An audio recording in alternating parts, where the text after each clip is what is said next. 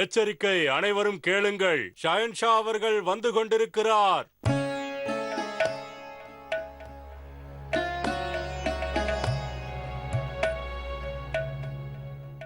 ஆதாப் ஷெஹன்ஷா. தாங்கள் நல்லொழுக்கத்தை மறந்துவிட்டீர்களா ரஹீம்? பாட்ஷா அவர்களுக்கு வணக்கத்தை கூறு. சலாம் அலைக்கும் ஷெஹன்ஷா. வலைக்கும் அஸ்ஸலாம் ரஹீம் கண்ணா. தங்களோடு விளையாடி நேரம் கழித்து மிக நாட்கள் ஆனதால் தான் நான் இப்பொழுது இங்கு வந்திருக்கிறேன் ரஹீம். உங்களுக்காக நான் ஒரு பொம்மை கொண்டு வந்திருக்கிறேன். விளையாடலாமா?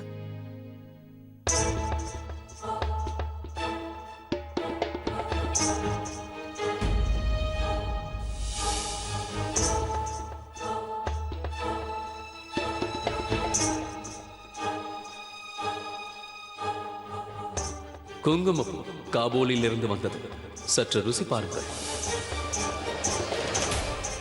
நிறுத்துங்கள். அது நீங்கள் இல்லை. எனக்கு தெரியும், உங்களுக்கு ஜோதா பேகம் மீது வந்த கோபம் இயல்புதான். உங்கள் இருவர் மத்தியில் நடந்ததை என்னிடம் கூறாமல் இருந்திருக்க வேண்டும். என்ன ஆயிற்று ஷெஹன்ஷா? இவன் ஏதாவது தவறிழைத்து விட்டானா?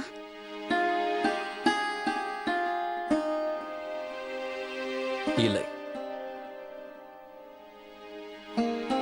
வாக்கை சித்தி தவறவிட்டார். ஆனால் நான் கொடுத்த வாக்கை தவற மாட்டேன். தாங்கள் கூறுவது போல் நான் நடந்து கொள்வேன். நான் தங்கள் வாயால் நடந்தது என்னவென்பதை கேட்க ஆசையாக இருக்கிறேன். உண்மையை கூறுங்கள். தாங்கள் எனக்கு தண்டனை அளித்து காவலில் வைத்து விடுவீர்களா? நான் உங்களை காவலில் வைக்க மாட்டேன். தங்களுக்கு தண்டனையும் அளிக்க மாட்டேன். இது உறுதி என்று நான் வாக்களிக்கிறேன். கூறுங்கள். நான் உங்களுக்காக நிறைய பொம்மைகளை கொண்டு வருகிறேன். அதற்கு பதிலாக தாங்கள் ஒரு உண்மையை கூறினால் போதும். இதோ இந்த குமிழ் தங்களுக்கு எங்கே கிடைத்தது ரஹீம்?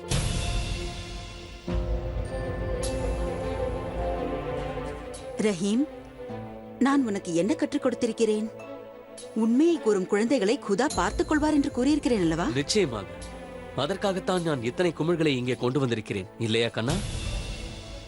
நீங்கள் உண்மையை கூறினால் இந்த குமிழ்களை மட்டுமல்ல, இன்னும் நிறைய பொம்மைகளை வாங்கி தருவேன். நீங்கள் கூற வேண்டியதெல்லாம் ஜோதாவிடம் என்ன கூறினீர்களோ அதை என்னிடம் கூறுங்கள். இதை ஏன் என்னிடம் கூறாமல் அவர்களிடம் கூறினீர்கள்? அன்று நான் புறாக்களிடம் விளையாடி கொண்டிருக்கும் பொழுது அது பறந்து தங்கள் அறைக்கு வந்தது.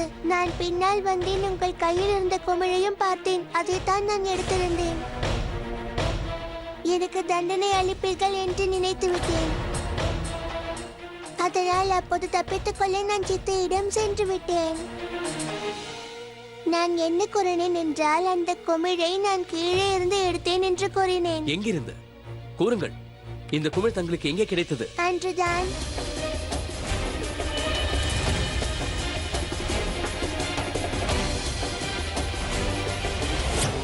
அம்மா இப்போது என்னை எப்படி பிடிப்பார் என்று பார்க்கின்றேன்.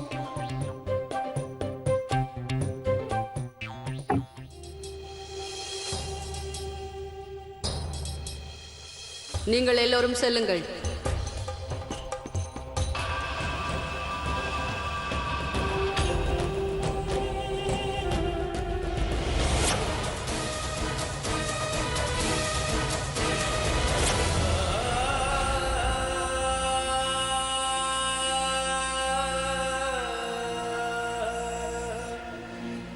ரஹீம், வெளியே சென்று விளையாடு. இப்போது என்னை தண்டிக்க மாட்டீர்களே?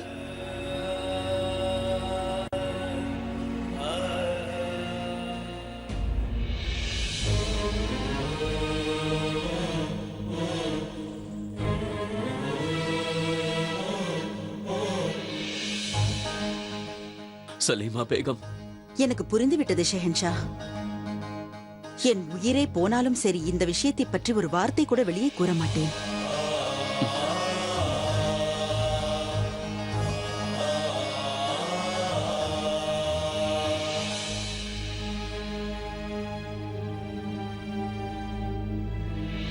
மோதி, அம்மன் பிரசாதத்தை அனைவருக்கும் பகிர்ந்து கொடு. சரி. ரஹீம், எனக்கு ஒரு விஷயம் புரியவே இல்லை. நான் பிரசாதம் கொண்டு போகும் போதெல்லாம் ஏன் என்னை வந்து முட்டுகிறீர்கள்? எனக்கும் ஒரு விஷயம் விளங்கவே இல்லை. ஏன் நான் ஓடி வரும் பொழுதெல்லாம் தாங்கள் என் வழியை மறைக்கிறீர்கள்?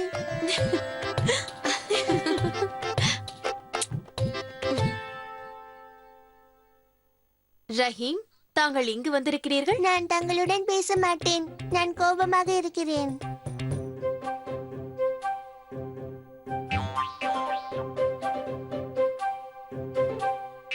இங்கே பார் ரஹீம், நான் தான் உன்னிடம் கோபப்பட வேண்டும். அன்று ஷெஹன்ஷாவிடம் எதுவும் கூறாததற்கு.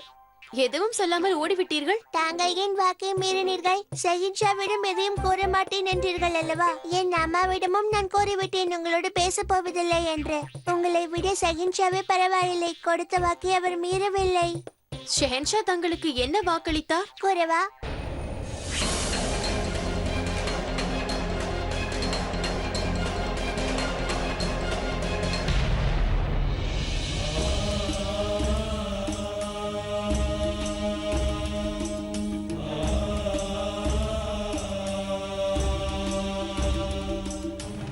அம்மா தாயே, அப்படி என்றால் ஷெஹன்ஷாவிற்கு அனைத்தும் தெரிந்து விட்டதா?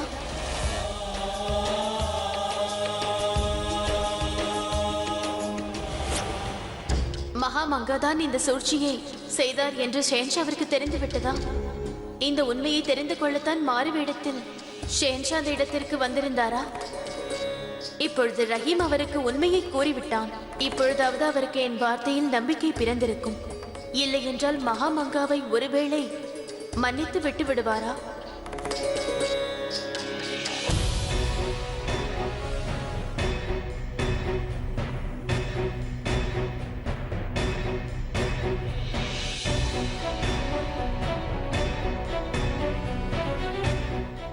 அனைவரும் செல்லுங்கள்.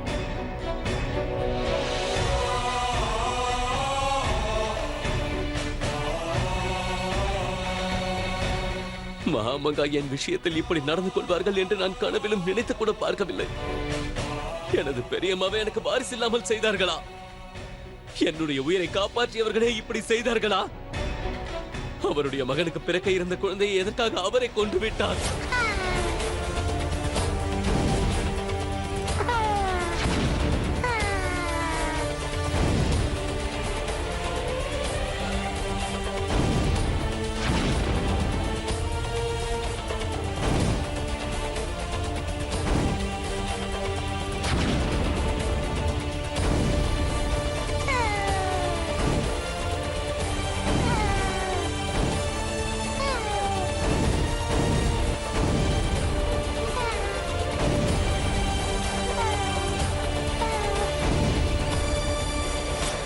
என்னுடைய நிழலே என்னை முதுகில் குத்தும் என்று நான் கனவிலும் நினைத்து கூட பார்க்கவில்லை. ஜலால் செல்லாதே, நில். என் ஜலால் எங்கேயோ சென்று ஒளிந்து விட்டானே. என் ஜலால் எங்கே என்று யாருக்காவது தெரியுமா?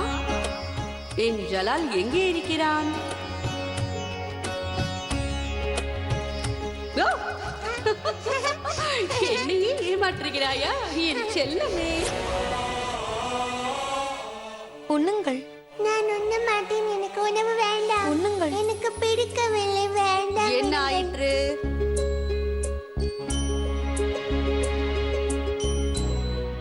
ஏன் ஜலால் சாப்பிட மறுக்கிறாய்? சாப்பிட எனக்கு மனமில்லை. அப்படியா? ஏன் உனக்கு மனமில்லை? சாப்பிடவில்லை என்றால் எங்கிருந்து சக்தி கிடைக்கும்? பலம் இல்லை என்றால் நீ எவ்வாறு ஷெஹன்ஷா ஆவாய்? அட, ஜலால் நில். ஜலால்,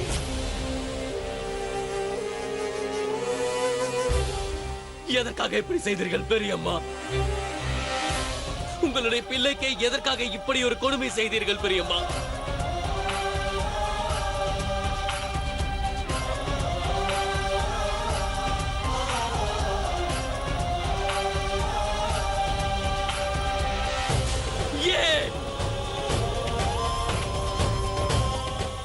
ஏன் இப்படி செய்தீர்கள் பெரியம்மா?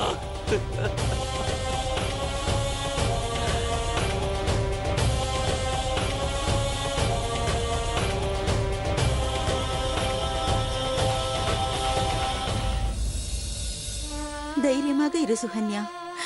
எல்லாம் வல்ல இறைவனை நம்பு. நீ செய்த புண்ணியத்தால் தான் இந்த நிச்சயதார்த்தமும் நடக்கவில்லை, உன் திருமணமும் நடக்காமல் போய்விட்டது. எல்லாம் சரியாகிவிடும். எதுவும் சரியாகாது அம்மா, எதுவும் சரியாகாது. என் விதியையும் ஜோதாக்கா விதியையும் அந்த கடவுள் ஒரே மாதிரியாக எழுதிவிட்டார். ஜோதா அக்காவிற்கு திருமணம் நடப்பதற்கு முன்பு ராஜா சூரியபான் சிங் முகலாயர்கள் கைகளால் மரணம் அடைந்தார். இப்பொழுது எனக்கு திருமணம் நடப்பதற்கு முன்பாக ரத்தன் சிங்கையும் முகலாயர்கள் கொன்று விட்டார்கள். ராணி அவர்களே, மகாராஜா அவர்கள் ஆக்ராவிலிருந்து வந்துவிட்டார்.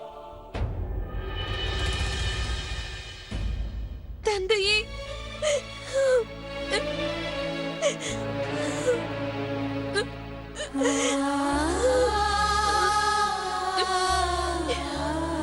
கவலைப்பட வேண்டிய விஷயம் என்னவென்றால் நம் புத்திரர்களே ரத்தன் சிங்குக்கு எதிராக போர் புரிந்திருக்கிறார்கள். இனி ஆமீருக்கு கௌரவமும் மரியாதையும் எவ்வாறு கிடைக்கும்? நமது புத்திரர்கள் ஆமீரின் கௌரவத்தை உயர்த்தி இருக்கிறார்கள் என்பது உண்மை. அந்த ரத்தன் சிங்கம் அவர் தந்தையும் கொள்ளைக்கார கூட்டத்திற்கு ஆதரவு அளித்திருக்கிறார்கள். இந்த உண்மை முன்பே தெரிந்திருந்தால் அந்த சம்பந்தத்தை நிராகரித்திருப்பேன். ஷெஹன்ஷா அவர் தர்மத்தை நிறைவேற்றி விட்டார். ஆம், 7 முறை அக்னியை வலம் வந்த மனைவியே சிறை வைப்பது நியாயம் என்று நீங்கள் கூறுகிறீர்களா?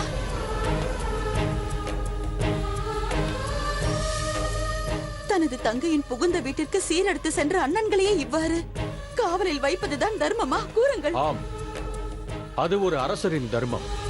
மைனாவதி, அரசர்கள் சில நேரங்களில் கடுமையான முடிவை எடுக்கிறார்கள். ஜோதா சுகன்யாவின் திருமண விஷயம் என்று வரும்போது நான் ஜோதாவிற்கு சாதகமாக முடிவெடுத்தேன். அதேபோல் நியாயத்திற்காக ஷெஹன்ஷா அவர்கள் ஜோதாவையும் அவள் அண்ணன்களையும் காவலில் வைக்க முடிவெடுத்தார். ஆனால் அவருக்கு சாட்சிகள் கிடைத்தவுடன், நமது பிள்ளைகள் அப்பாவி என்று தெரிந்தவுடன் சற்றும் தாமதிக்காமல் அவர்களை விடுவித்து விட்டார். சுஜான்பூர் யுத்தத்தில் வீரத்தை வெளிப்படுத்தியதற்காகவும் ஷெஹன்ஷாவின் உயிரை காத்ததற்காகவும் சபையில் புகழாரம் சூட்டினார். எந்த சகோதரர்கள் தன் மைத்துனர் உயிரை காப்பாற்ற தனது உயிரை பொருட்படுத்தாது போராடினார்களோ அவர்களது தாய் கவலைப்படக்கூடாது, கர்வப்பட வேண்டும். மைனாவதி, கௌரவிக்கப்பட்டதை நினைத்து நான் மகிழ்கிறேன். ஆனால் என் மகளின் தலையில் இடி விழுந்தது போல் ஆகிவிட்டதை அதை நினைத்து நான் எவ்வாறு வருத்தப்படாமல் இருப்பது மகாராஜா? அம்மா, ஏன் அவ்வாறு கூறுகிறீர்கள்? ஜோதா அக்கா நிரபராதி என்று மரியாதையுடன் நிரூபிக்கப்பட்டிருக்கிறார். பிறகு ஆமிற்கு ஏற்பட்ட களங்கமும் விலகிவிட்டது. நான் உண்மையில் மகிழ்ச்சியாக இருக்கின்றேன் அம்மா.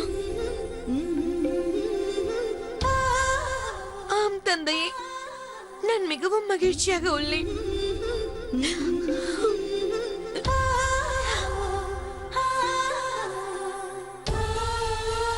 எனது மகள்களை நினைத்து கர்வப்படுகிறேன்.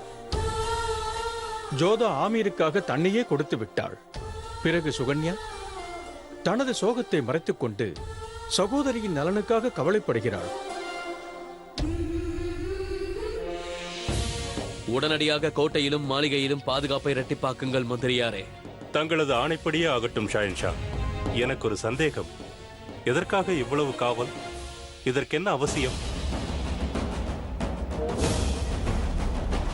குற்றவாளி யார் என்பது எனக்கு தெரிந்துவிட்டது. அவர் இன்னும் இந்த மாளிகையில் தான் இருக்கிறார். உடனே கட்டளையை பின்பற்றுங்கள். அது மட்டுமல்லாமல் உடனே அனைவருக்கும் தெரியப்படுத்துங்கள். இன்று இரவு அனைவருக்கும் முன்பாக அவரது பெயரை நான் கூறப் போகிறேன்.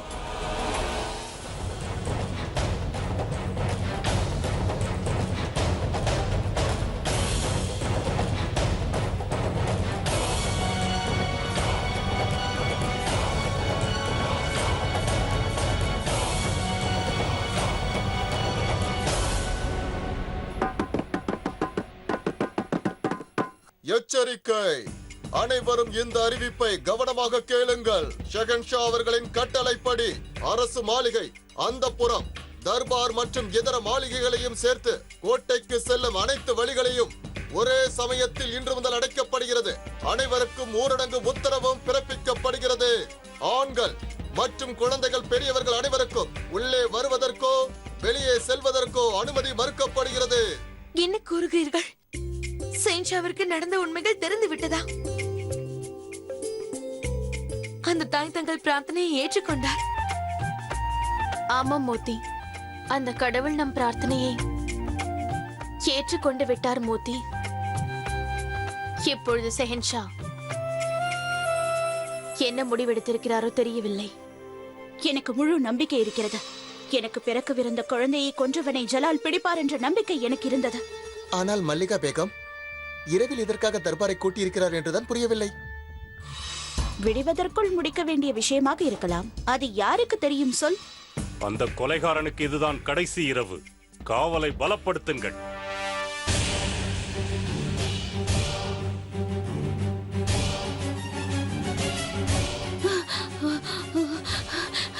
தொந்தரவுக்கு மன்னியுங்கள் ஹுசூர். முக்கியமான விஷயம் ஒன்றை கூற வேண்டும். அவசரமாக பேசுவதே உனது வழக்கமாகிவிட்டது. கூறு. கொலையாளி தங்களுடைய தாய்தான் ஹுசூர். என்ன உளறிக் கொண்டிருக்கிறாய்? நான் உண்மையை தான் கூறுகிறேன். ருக்கையாவிற்கு பிறக்கவிருந்த குழந்தைக்கு அரளி சாறு கொடுத்து கொன்றது நமது மகா மந்திரியார் தான் ஹுசூர். இவ்வாறு தாம் செய்ததாக அவரே என்னிடம் கூறினார் ஹுசூர். வாயை மூடு பைத்தியக்காரி. வாயை திறந்தால் உன் நாக்கை அறுத்து விடுவேன். புரிந்ததா? மகா மந்திரியார் தலையை ஷெகன்ஷா அறுக்க கூடாது என்று தான் நான் தங்களிடம் கூறிக்கொண்டிருக்கிறேன். நீங்கள் எங்கிருந்து உங்களுடைய தாயாரை அழைத்துக் கொண்டு எங்காவது ஓடிவிடுங்கள். இல்லை என்றால் ஷெகன்ஷாவை எதிர்த்து யுத்தமாவது அறிவியுங்கள். இந்த இரண்டையும் செய்யாவிட்டால் ஷெகன்ஷா தனது வாளால் தங்களின் தாயின் தலையை கொய்வது நிச்சயம்.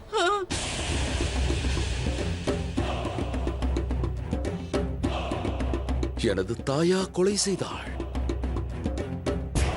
என்னிடமே கூறவில்லையே.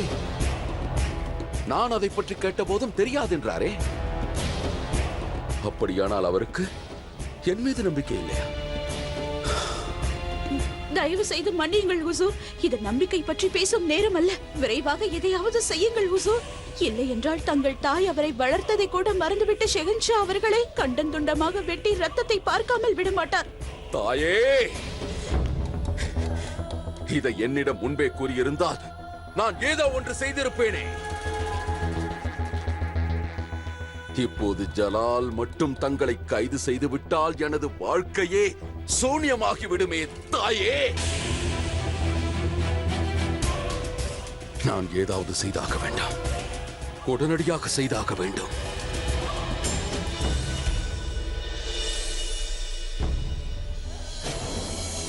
பிரமாதம் தாய். ஒரு புறம் என் ரத்தம் கொதிக்கிறது, மறுபுறம் கவலை இல்லாமல் சர்பத் அருந்துகிறீர்கள்.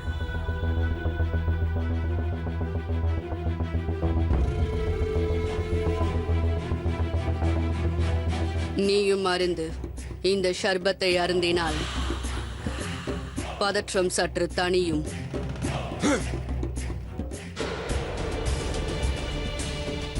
அவளிடம் ரகசியத்தை கூறிய தாங்கள் என்னிடம் கூறவில்லை. தாங்கள் பெற்றெடுத்த பிள்ளை நான். என்னிடமே ரகசியத்தை மறைத்து விட்டீர்களே. நல்ல வேளை தாங்கள் என் தாயானீர்கள். இல்லையேல் அவளிடம் செய்தியை கேட்ட பிறகு எனது வாழ்க்கையிலிருந்தே தங்களை தூக்கி எறிந்திருப்பேன். இதை குடிப்பதை நிறுத்திவிட்டு கிளம்புங்கள், கிளம்புங்கள். இல்லையேல் இந்த இரவை நம் இருவருக்கும் இறுதி இரவாகிவிடும். புரிந்ததா? புறப்படுங்கள். அதான்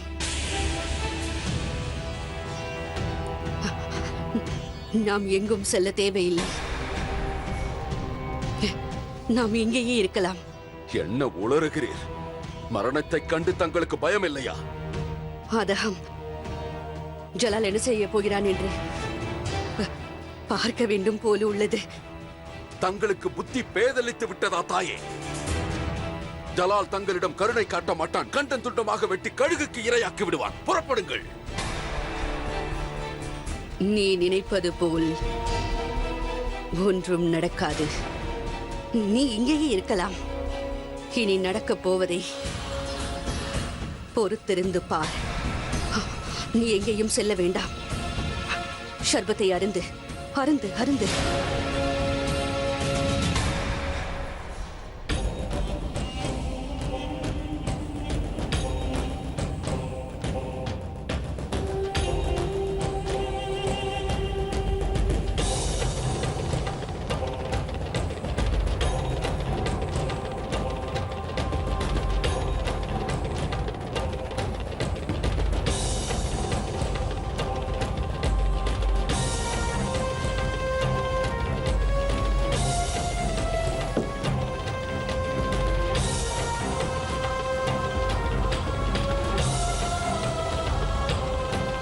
நேரம் வந்துவிட்டது.